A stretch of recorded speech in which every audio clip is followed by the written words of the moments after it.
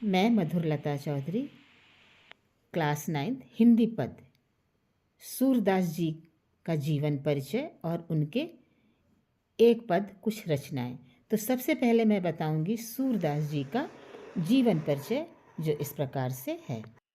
सूरदास जी का जीवन परिचय। सूरदास जी भक्ति काल के एक महान कवि थे। सूरदास जी भक्ति काल के एक महान कवि थे। उन्होंने अपना जीवन श्री कृष्ण भगवान की भक्ति में समर्पित कर दिया था। उन्होंने सूरसागर, सुरसावली और साहित्य लहरी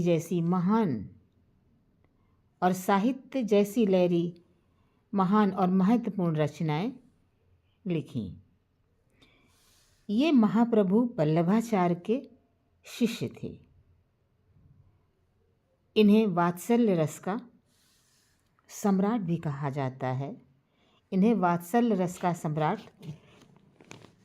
जाता है। और अब है इनका साहित्यिक योगदान। सूरदास जी का साहित्यिक योगदान क्या है? श्री कृष्ण की बाल लीलाओं का अत्यंत सजीव और मार्मिक वर्णन किया है। सूरदास जी ने श्री कृष्ण भगवान की बाल लीलाओं का अत्यंत ही सुंदर वर्णन किया है। इसके कारण इन्हें वात्सल्य रस का सम्राट भी कहा जाता है। आप इन्हें कह सकते हैं।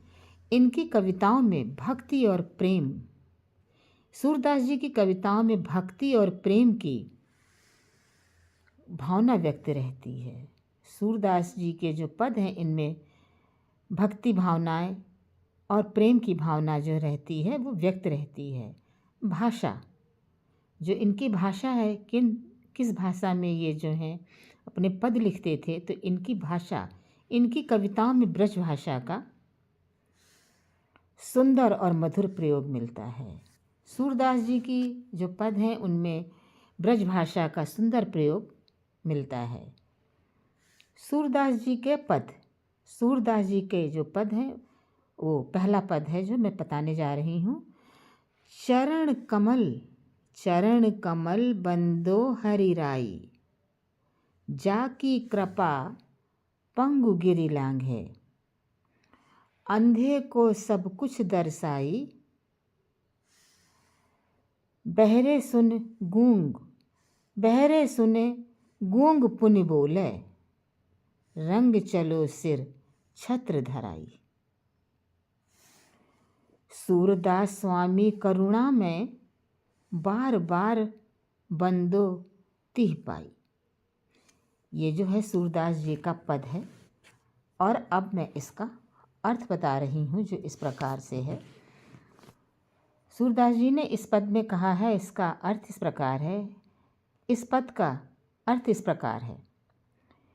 श्री हरि के चरणों को, श्री हरि यानी भगवान के चरणों की मैं वंदना यानी प्रार्थना करता हूँ, पूछता हूँ।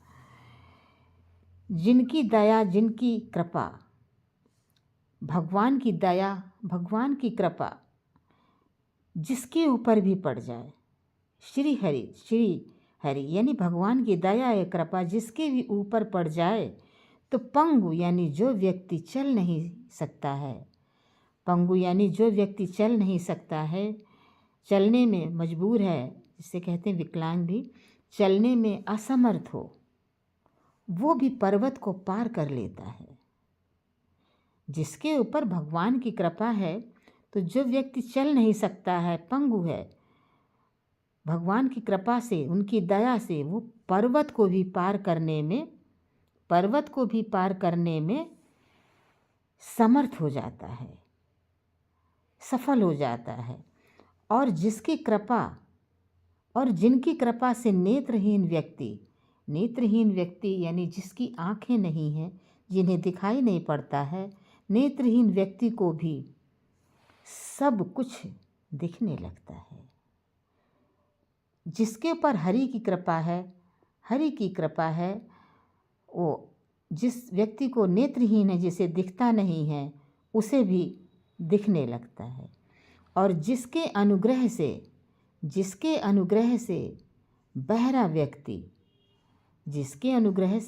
व्यक्ति भी सुनने लगता है और गूंगा बोलने लगता है। जिनकी कृपा से बहरा व्यक्ति सुनने लगता है और गूंगा बोलने लगता है, और जिनकी दया से अत्यंत कंगाल यानी गरीब, बहुत ही ज़्यादा गरीब, अत्यंत कंगाल व्यक्ति भी सिर पर छत्र लेकर चलने वाला राजा बन सकता है। सिर पर छत्र लेकर चलने वाले राजा से तात्पर्य है, जैसे राजा महाराजा जब चलते हैं तो उनके ऊपर एक आदमी जो रहता छत्र सा लिए रहता गोल छाता के समान, तो जो कंगाल व्यक्ति है वो भी राजा के समान चलने लगता है। उसके सिर पर भी छत्र यानी एक व्यक्ति जो है वो छाता लेकर, छत्र सुनहला बना होता है, उसको लेकर चलता है। वो राजा के समान वो बन सकता है और राजा की तरह छत्र लेकर चल सकता है।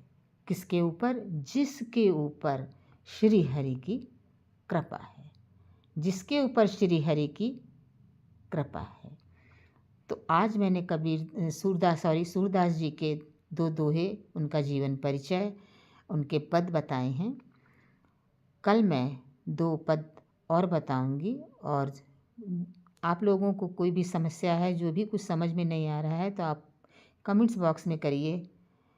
अपने जो भी नहीं समझ में आ रहा है, अपनी परेशानियां या एक्सप्लेन नहीं, मेरा जो पढ़ा है वो समझ में नहीं आ रहा, तो आप कमेंट्स बॉक्स में पूछिए मुझसे, मैं बताऊंगी। और मैं कैसा पढ़ा रही हूँ तो ये भी दोस्तों बताइए। मेरे विद्यार्थी हैं, जो भी हो, आप लोग पढ़ रहे हैं मेरे ये दोहे जो पद पढ़ेंगे, तो अगर मेरा पढ़ाया हुआ मेथड आप लोगों को अच्छा लग रहा है तो इस पर भी कमेंट्स करिए। तो ये मैं वीडियो आज रात को अपलोड करूँगी। जब तक के लिए शुभ रात्रि।